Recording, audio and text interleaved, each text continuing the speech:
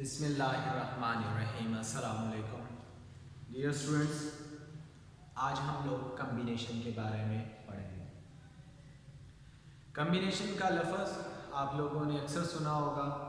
जब आप लोग क्रिकेट मैच की कमेंट्री सुनते हैं तो उसमें कम्बिनेशन का लफ्ज़ इस्तेमाल किया जाता है, यानी कि ख़ास तौर पर वो कहते हैं जी विनिंग कम्बिनेशन बरकरार रखा गया है या सेम कम्बिनेशन के साथ टीम खेल रही है।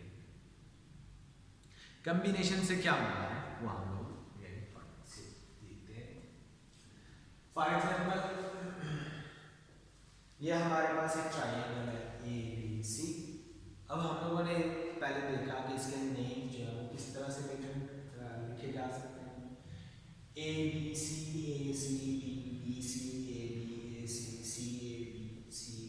यानी कि इसके कितने नाम लिखे जा सकते हैं? 6। लेकिन ये 6 नाम लिखने से क्या ये ट्राइंगल मुख्तलिफ हो जाए? ये ट्राइंगल तो यही है।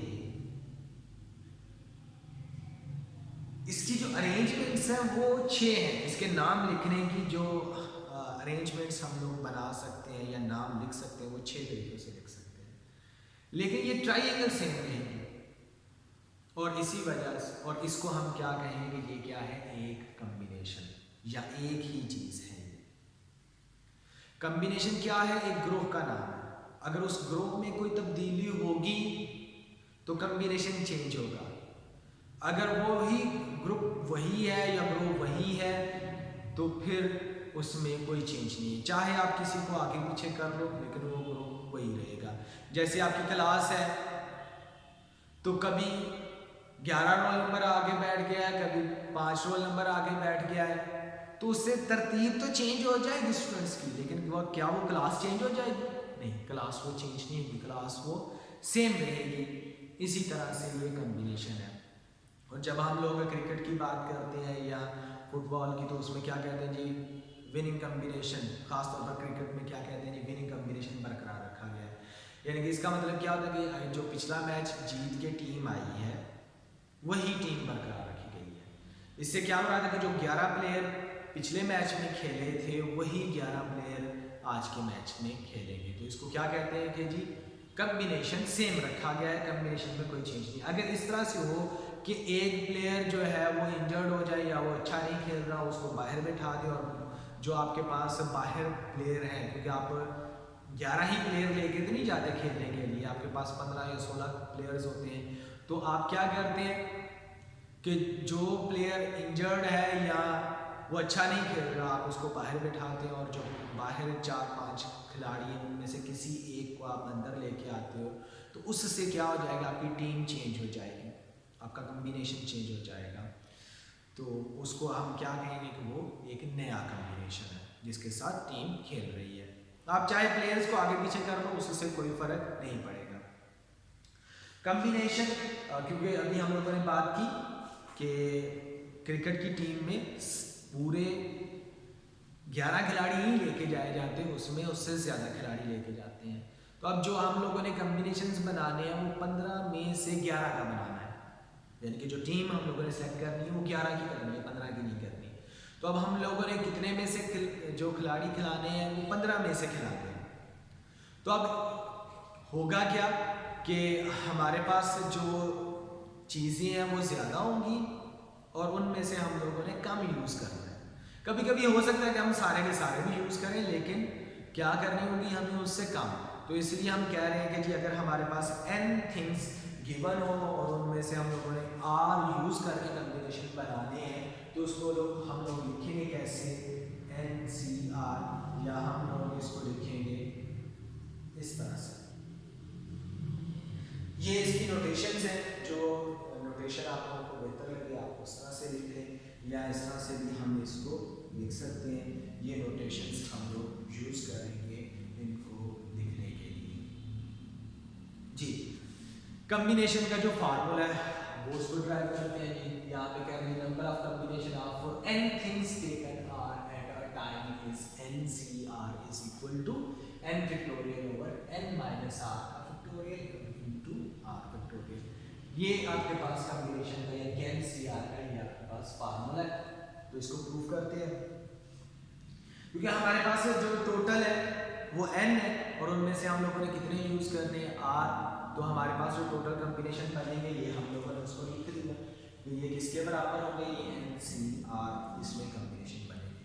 अब आप देखो कि एक कम्बिनेशन में कितनी चीज़ें हैं, वो r है, उसमें r चीज़ें, उनको तो आपस में हम बदल सकते हैं, तो उनकी जो अरेंजमेंट्स हैं वो कितनी बनाएंगे, वो r फैक्टोरियल उनकी अरेंजमेंट्स होंगी, क्योंकि वो सारे के सारे डिफरेंट है। अगर एक टीम में प्लेयर खेल रहे हैं तो एक ही प्लेयर 2 दफा तो नहीं खेलेगा, हर प्लेयर डिफरेंट होता है जी। तो अब अगर उसमें 11 है, एक टीम में 11 प्लेयर है, तो वो जाहिर सी बात है उसकी जो परमोटेशंस बन सकती हैं, जो अरेंजमेंट्स हम लोग कर सकते हैं, वो कितनी हो सकती है, 11 फैक्टोरियल। अब यहाँ पे r है तो इसकी अरेंजमेंट्स कितनी बनेगी, एक कम्बिनेशन के लिए r फैक्टोरियल। जब आपके पास एक कम्बिनेशन की अरेंजमेंट्स है तो जो टोटल आपके पास कम्बिनेशन है उनकी अरेंजमेंट्स कितनी बनेगी, जाहिर सी बात है जो एक अरेंजमेंट की बन रही है आपके पास एक कम्बिनेशन की, वही बाकी सबकी हर एक की अलग अलग आप देखोगे तो उतनी ही बनेगी, क्योंकि आपने हर दफ़ा r ही लेने हैं, r ही चीज़ें लेके आप लोगों ने उनके कम्बिनेशन बनाने हैं।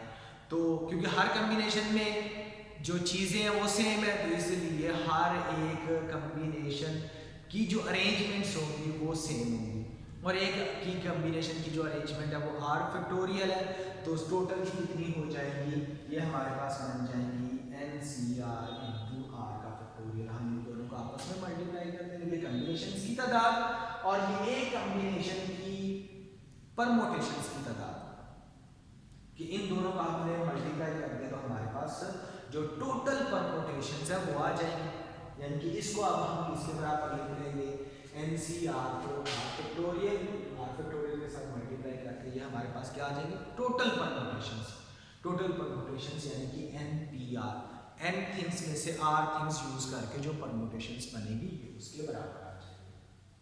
अब आपके पास ये फार्मूला जो है ये इसको आप लोगों ने याद रखना है, ये फार्मूला हम लोग यूज भी करेंगे नेक्स्ट क्वेश्चंस को सॉल्व करने के लिए।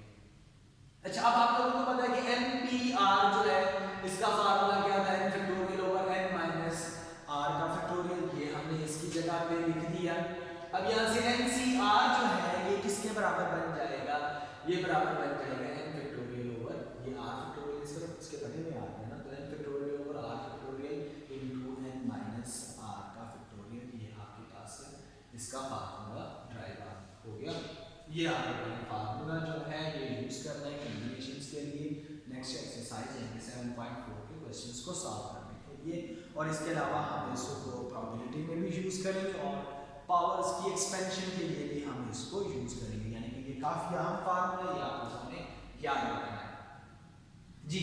एक्सरसाइज 7.4 का क्वेश्चन नंबर 1 है, इसमें हमसे कहा जा रहा है कि 12C3 को एक्सपेंड करें। तो 12C3 जो है इस फार्मूले के मुताबिक ये n की जगह पे है, ये n के बराबर है, तो इसको n की जगह पे हम लोगों ने लिख दिया, और ये किसकी जगह पे है, r की जगह पे, तो इसको हम लोगों ने r की जगह पे लिख दिया। यानी कि ये 12 का फैक्टोरियल, 3 का फैक्टोरियल, फिर 12 में से 3 माइनस करके इसका फैक्टोरियल। इसी तरह से है ना, n का फैक्टोरियल, r का फैक्टोरियल, फिर n में से r को माइनस करके इसका जी, ये आप लोगों ने याद में लिख दिया। अब इसको हम लोगों ने सिंपलीफाई करना है, जैसे आप लोगों ने एक्सरसाइज 7.1 में किया था उसी तरह से हम लोग इसको सिंपलीफाई करेंगे। 12 का फैक्टोरियल है, इसको हम क्या लिख सकते हैं, 12 11 10 9 तक ही हमने इसको क्यों ओपन किया, क्योंकि यहाँ पे आप देखेंगे ये कितना बन रहा है, ये 9 बन रहा है, तो इसलिए 9 के फैक्टोरियल तक हमने इसको ओपन कर दिया, और 3 के फैक्टोरियल को भी हम लोगों ने ओपन कर दिया। ये 9 के फैक्टोरियल से ये कैंसिल हो जाएगा, ये 6 बन रहा है, ये इससे कैंसिल हो गया, और कितना आ गया जी, यहाँ पे 2 आ गया। अब इन सब को हम लोग मल्टीप्लाई कर लेंगे तो हमारे पास रिक्वायर्ड आंसर आ जाएगा, और ये किसके बराबर आ जाएगा, 220 के बराबर, 220 के बराबर इसका आंसर आ जाएगा। नेक्स्ट है इसका थर्ड पार्ट NC4, इसको हम लोगों ने सिंप्लीफाई करना है, तो n factorial over r factorial, n factorial over r factorial और n माइनस 4 का ये हमारे। अब इस फैक्टोरियल को हम लोग थोड़ा सा ओपन करते हैं, कहां तक ओपन करेंगे, n-4 के फैक्टोरियल तक हम इसको ओपन करेंगे। ये किस तरह से ओपन किया जाता है, ये देख रहे हैं n n-1 एक एक काम करते जाओ, n-1 फिर n-2 फिर n-3 और फिर इसके बाद n-4 का फैक्टोरियल, क्योंकि नीचे भी n-4 का फैक्टोरियल तो यहाँ पे हम इसको छोड़ देंगे। अब इसके बाद ये दोनों कैंसिल हो जाएंगे और बाकी हमारे पास इसका आंसर आ जाएगा। तो अब आप लोग इसको अच्छी तरह से तैयार करो और नेक्स्ट लेक्चर तक के लिए अल्लाह हाफिज।